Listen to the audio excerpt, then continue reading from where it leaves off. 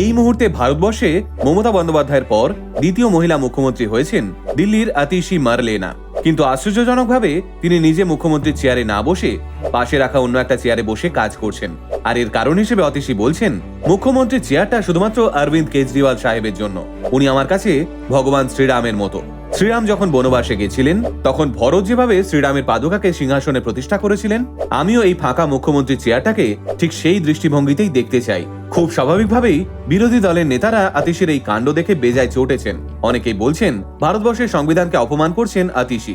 একজন মুখ্যমন্ত্রীর কোনোদিনই এমন আচরণ করার শোভা দেয় না। আবার অনেকের দাবি এটা পুরোটাই নাকি আতিশীর একটা পাবলিসিটি স্টান্ট, কারণ মুখ্যমন্ত্রী হিসেবে আতিশীর মেয়াদ মাত্র 4 মাস। 2025 সালে ফেব্রুয়ারি মাসেই দিল্লির ইলেকশন রয়েছে। তবে অনেকেই আবার আতিশীর এই ভরত সুলভ আচরণ দেখে মুগ্ধ হয়েছেন। তাদের কথায় আজকালকার দিনে এমন নিখাত ভক্তি সত্যি দেখা যায় না। এতেই প্রমাণ হয় সব মুখ্যমন্ত্রীর চেয়ারের লোভ থাকে না।